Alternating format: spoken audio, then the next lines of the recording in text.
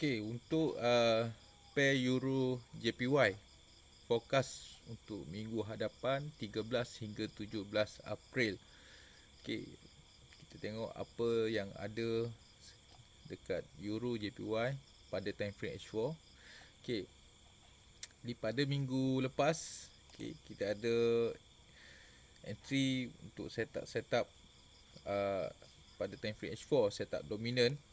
Okey, yang berlaku pada minggu lepas. Okay, first dia buat setup dominant buy, breakout buy pada time frame H4, first dekat sini. Okay, kemudian dalam selepas itu berlaku setup dominant yang baru. Okay, dekat sini berlaku diamond setup. Okay, diamond setup iaitu dominant rebound. Okay, berlaku dominant rebound. Kemudian sekali lagi breakout yang valid. Kemudian dekat sini pun masih lagi golden setup, tapi kita dikirakan setup ni sebagai diamond setup. Okay, iaitu dominant rebound. Okay, kemudian bermula daripada 7 April. Okay, daripada 7 April kemudian sehingga hujung minggu lepas, akhir minggu. Okay, kemudian market sideway. Okay, tapi buy masih lagi valid, di mana kita dapat lihat di sini berlaku ada zone dominant. Okay, ada zone dominant yang masih lagi breakout buy yang valid. Okay, ada breakout buy yang valid untuk dominant. Okay, jadi untuk minggu hadapan untuk pair euro JPY masih lagi saya predict untuk buy. Okay, untuk euro JPY. Okay, ini adalah analisa awal. Okay, masih lagi untuk follow buy. Dan setup ni buy akan kuat, okay, sekiranya berlaku, okay, breakout dominant, zone dominant yang baru dekat sini. Okay, jika breakout buy seperti ini, okay, maka kita akan intai setup buy pada lower time frame untuk entry. Okay, setup pada lower time frame adalah untuk cari setup entry. Okay, dan okay, jika berlaku dua keadaan. Okay, yang pertama, jika kita masih lagi predict untuk buy. Okay, masih lagi untuk intai setup buy. Cuma jika berlaku setup dominant yang ini berlaku breakout buy, okay, maka kita akan intai buy. Dan jangkaan TP kita boleh tengok pada time frame daily dekat sini. Okay, TP yang sedikit jauh adalah di sini. Okay, pada harga 120.9. Okay, 120.9 kat sini dekat time frame H4. Okay, entry TP yang paling dekat adalah di sini. Ini yang paling dekat time frame H4. Okay, jadi kita boleh hintai setup buy pada minggu hadapan jika berlaku breakout buy untuk zone dominant yang terbaru dekat sini. Okay, kita akan hintai buy. Dan setup ini valid, okay, sekiranya tidak ada dominant sell. Selagi tidak ada setup dominant sell, maka dia akan terus menerus membuat kenaikan di mana buyer sedang menguat ataupun tersangat-sangat kuat.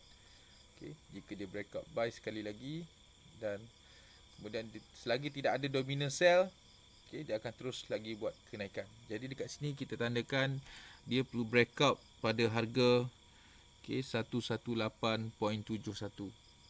Okay, price itu ataupun candlestick perlu breakout dan dia breakout pada harga 118.71 itu high untuk zone dominant yang ini. Maka dia akan terus buat kenaikan. Okey. Kebarangkalian yang kedua adalah jika berlaku breakout sell. Okey. Pada minggu hadapan, jika berlaku dominant breakout sell pada minggu hadapan, okay, di mana di breakout price 118.10, okay, maka kita akan intai sell dahulu. Okay, kemungkinan dia boleh buat untuk retest pada support di kawasan bawah ni ataupun zone dominan dekat kawasan bawah ni. Okay, kita boleh hintai sell dahulu.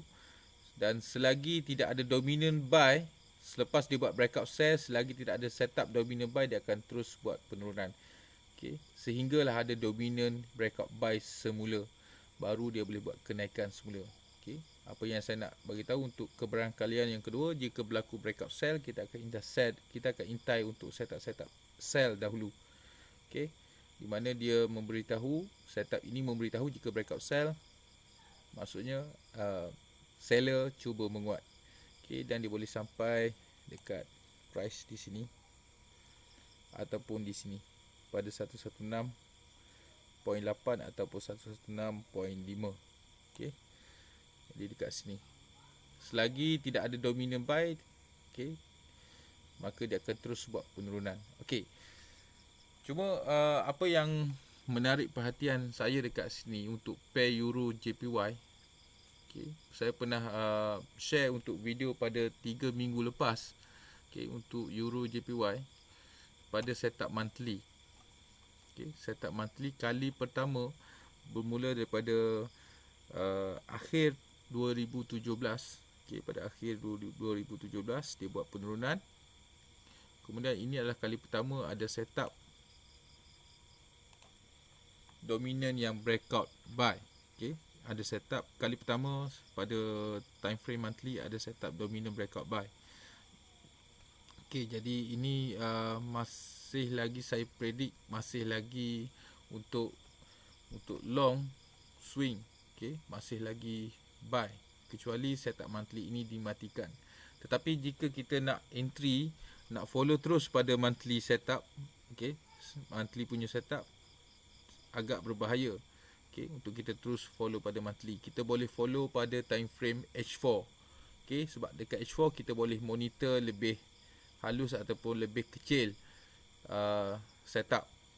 Okay, dan stop loss kita pun tidak jauh ataupun tidak besar untuk loss ataupun risiko yang kecil pada time frame H4, dan kita kecilkan entry kita pada lower time frame. Okay, cuma apa yang menarik perhatian saya dekat time frame monthly adalah untuk kita cari buy. Tetapi selagi H4, okay, ini hanya akan berlaku selagi jika H4 masih lagi buat dominant setup, dominant buy. Okay, dan kemudian seterusnya dia buat sekali lagi pada setup daily, berlaku dominant buy. Kemudian akhirnya dia mematikan setup weekly, iaitu weekly ada setup dominant sell. Okay, ingat, weekly masih lagi ada setup dominant sell yang valid. Okay, jadi dekat sini kita kena monitor dekat H4 sahaja, sudah cukup untuk kita cari setup, untuk kita cari profit untuk mingguan. Okay, kita kembali kepada time frame H4. Jadi untuk minggu hadapan kita akan follow pada time frame H4 dahulu, setup-setup yang berlaku. Okay, sama ada buy ataupun sell, saya sudah ceritakan tadi. Jika berlaku breakout buy, kita akan intai setup-setup buy. Okay, dan jika berlaku setup sell, kita akan follow untuk sell pada time frame H4. Okay, sebab H4 ni dia adalah rahsia pergerakan untuk weekly. Okay, untuk sepanjang minggu dia ada dekat time frame H4. Jadi sebab itu kita follow time frame H4 dahulu. Okay, kecuali ada setup-setup pada time frame daily yang valid. Tetapi jika H4 tidak bagi kebenaran untuk follow daily, maka tidak akan setup value tu, time frame daily tidak akan valid sekiranya H4 tidak sama setup dia pada time frame dengan time frame daily. Jadi kita akan follow dulu pada time frame H4. Okey, itu saja untuk Euro JPY. Jadi rumusan saya, okey, masih lagi untuk buy, kecuali jika berlaku setup dominant sell, breakout sell, baru kita boleh intai sell. Selagi itu selagi tidak berlaku setup dominant sell, kita akan intai buy. Dan pengukuhan arah untuk buy adalah jika berlaku setup dominant breakout buy. Okey, jika breakout buy, maka akan terus buat kenaikan. Okey, itu saja untuk Euro JPY. Okey, semoga profit bagi jika anda follow Euro JPY untuk minggu hadapan. InsyaAllah.